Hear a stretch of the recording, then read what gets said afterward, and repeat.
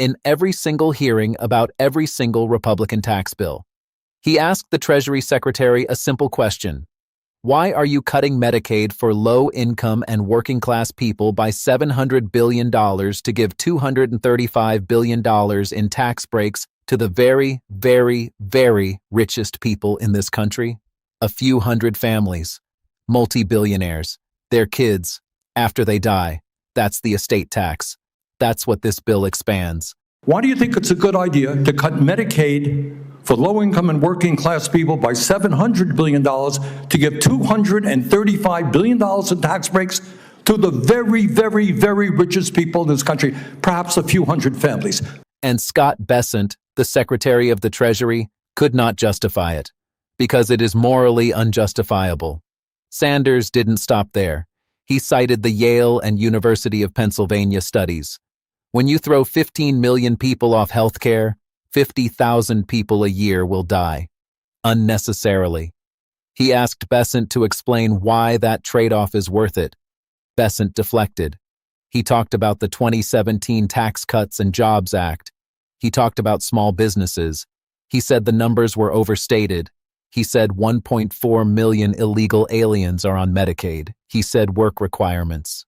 But he never answered the question, because there is no answer.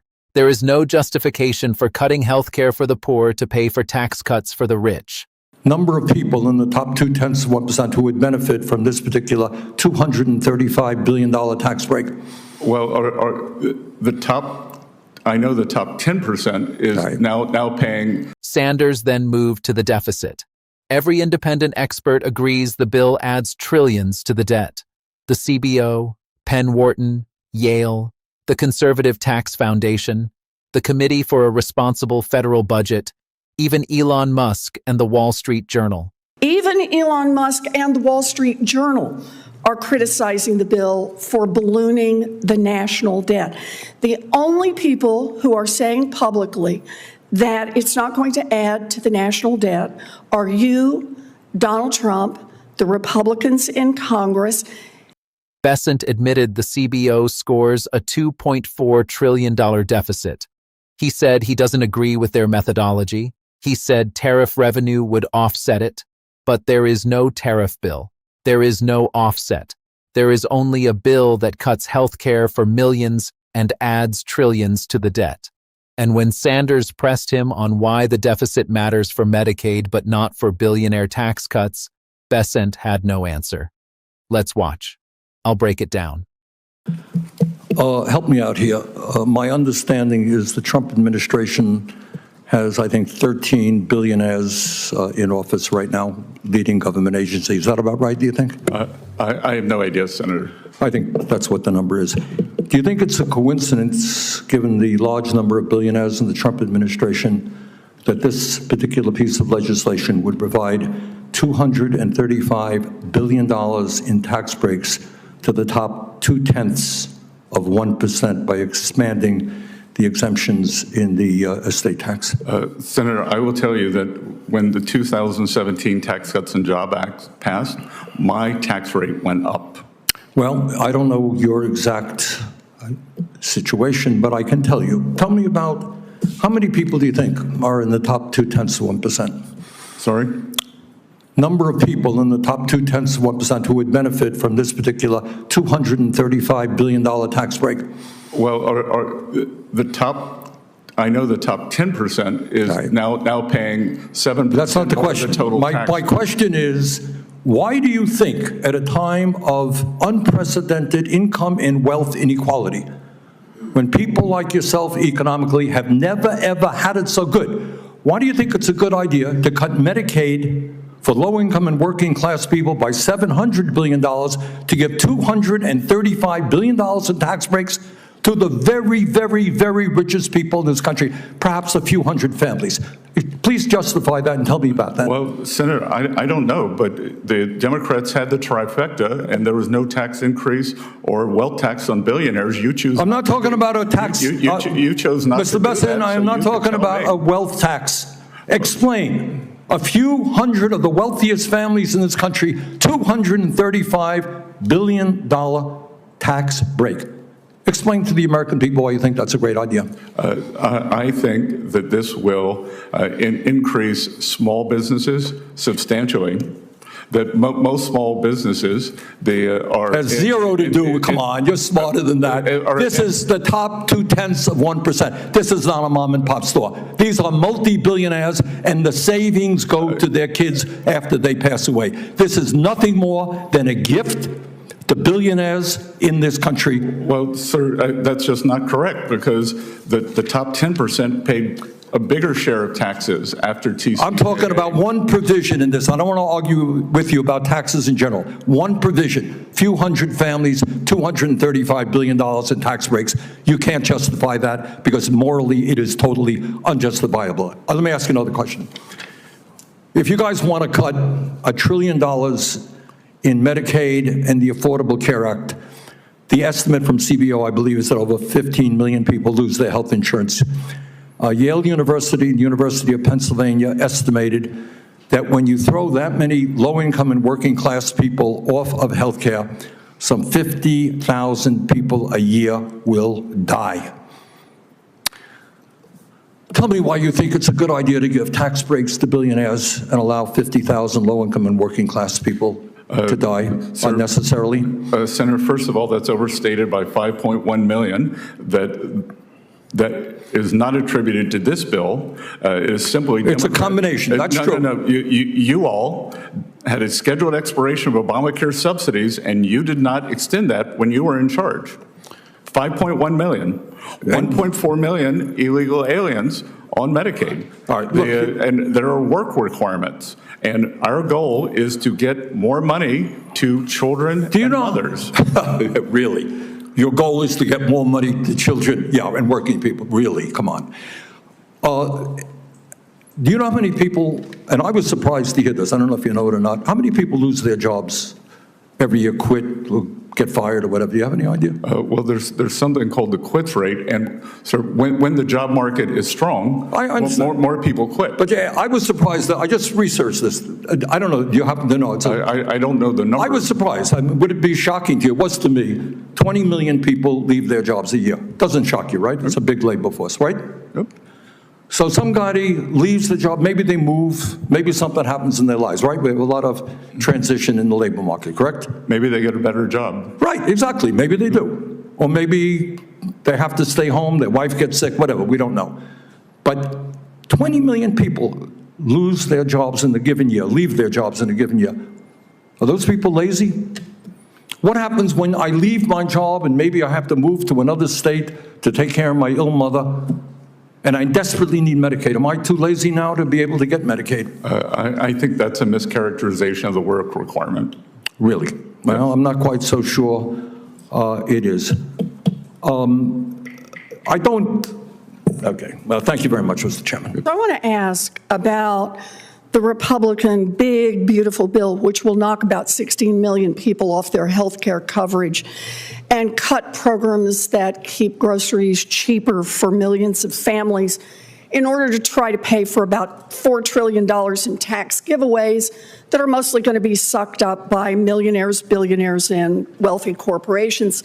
So, Mr. Bessen, Secretary Bessent, I'd like to start with a very simple question. Will this bill increase or decrease the deficit?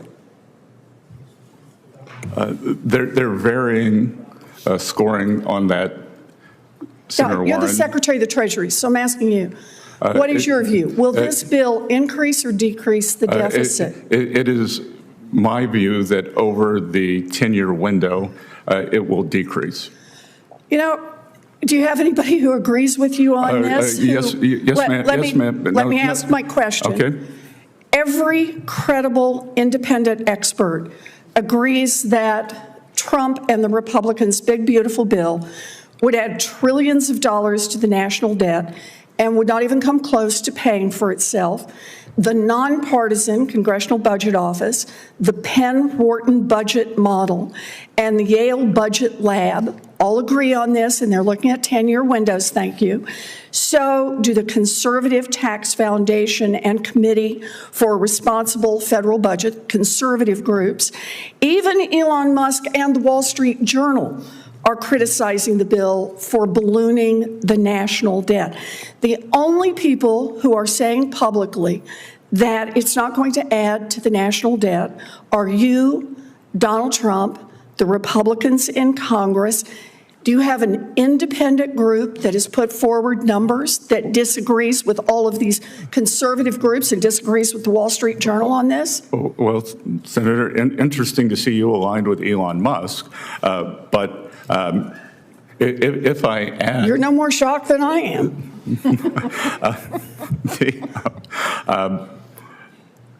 If we want to take the full congressional budget scoring, they predict, and I don't agree with their methodology, they predict a $2.4 trillion deficit. But okay, so the answer to the question is yes. No, but may I finish? They include but they've also scored $2.8 trillion in tariff income. So even in Washington, D.C. math, okay, so, in Washington, D.C. math, that is a $400 billion surplus. Okay, so let me make sure I understand. This bill, you admit, will increase the deficit by $2.4 trillion, but you think there will be another bill and another set of agreements that somehow materialize, haven't materialized so far, don't have any statutory authority, but that will make up the difference. So the answer to the original question, will this bill increase or decrease the deficit? I think you just said it will increase. This bill increases the deficit. No, I want to use all the CBO scoring, and you can't take one without the other. I don't agree with the CBO. One is the law that we are scoring, the bill that is in front of us. We don't have a tariff bill in front of us to score. Mr. Secretary, let me go on to the second question. You have said that government spending is, quote, out of control. You have also called government spending, quote, unsustainable. In fact, in the name of fiscal responsibility, you're working with the Republicans on this big, beautiful bill to pass the biggest cuts to Medicaid and the Affordable Care Act in American history. So, Mr. Secretary, help me understand here. Why is the national debt so very important that you're trying to kick 16 million people off their health insurance, but increasing the national debt doesn't seem to matter if you're cutting taxes for billionaires and billionaire corporations?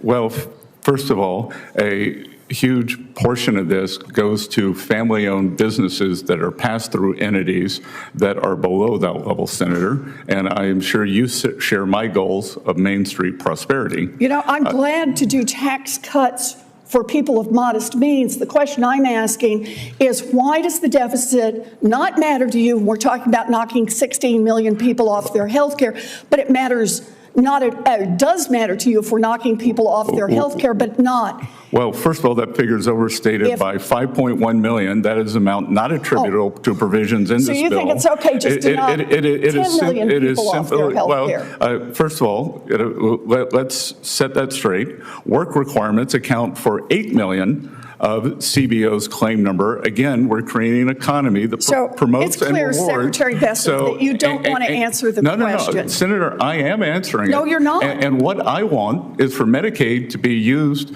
for mothers and children as it was meant, not for 1.4 million illegal aliens, not for able-bodied people. Medicaid is not used for people who are not documented. Mr. Chairman, I just want to say here, the part that troubles me the most is that the Secretary is deeply worried about the deficit and is willing to knock 16 million, or as he says, merely 11 million people off their health care.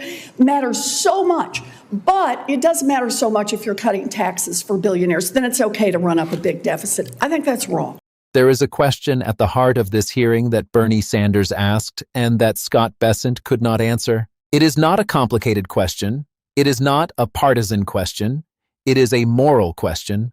Why are you cutting health care for the poor to pay for tax cuts for the rich? Sanders laid out the numbers with precision. The bill cuts Medicaid by $700 billion. It gives $235 billion in tax breaks to the top 0.2%, a few hundred families, multi-billionaires. The savings go to their kids after they die. That's the estate tax. That's what this bill expands. Sanders asked Bessent to justify it. Bessent could not. He talked about the 2017 Tax Cuts and Jobs Act. He talked about small businesses. He said the top 10% pays more taxes now. But none of that answered the question. Because the question is not about the top 10%. It is about the top 0.2%. It is about a few hundred families. And there is no justification for giving them a $235 billion tax break while cutting health care for millions of low-income and working-class people. Then Sanders moved to the human cost. Yale and the University of Pennsylvania estimate that when you throw 15 million people off health care, 50,000 people a year will die. Unnecessarily. He asked Bessent, why is it a good idea to give tax breaks to billionaires and allow 50,000 people to die? Bessent said the number was overstated. He said 5.1 million of those people are not attributable to this bill. He said 1.4 million illegal aliens are on Medicaid. He said work requirements. He said the goal is to get more money to children. But he never answered the question. Because there is no answer, there is no justification for trading human lives for tax cuts. Sanders then pivoted to work requirements. He asked Bessent if he knows how many people leave their jobs every year. Bessent did not know. Sanders told him, 20 million. People quit. People get fired. People move. People get sick. People take care of sick relatives. Are those people lazy? Sanders asked. If I leave my job to move to another state to take care of my ill mother, and I desperately need Medicaid, am I too lazy now to qualify? Bessent called it a mischaracterization of the work requirement. But it is not a mischaracterization. It is a reality. Millions of Americans cycle in and out of the workforce every year for reasons that have nothing to do with laziness. Work requirements do not distinguish between the person who refuses to work and the person who cannot work because they are caring for a dying parent. They punish both. Then Sanders turned to the deficit. He asked Bessent a simple question. Will this bill increase or decrease the deficit? Bessent said there are varying scores. Sanders pressed. You are the Treasury Secretary. What is your view? Bessent said he believes it will decrease the deficit. Sanders asked if anyone agrees with him. Bessent said yes. But when Sanders listed the independent experts, the list was devastating. The CBO, Penn Wharton, Yale, the Conservative Tax Foundation, the Committee for a Responsible Federal Budget, even Elon Musk, even the Wall Street Journal. Every single one says the bill adds trillions to the debt. Bessent admitted that the CBO scores a $2.4 trillion deficit. He said he doesn't agree with their methodology. He said tariff revenue would offset it.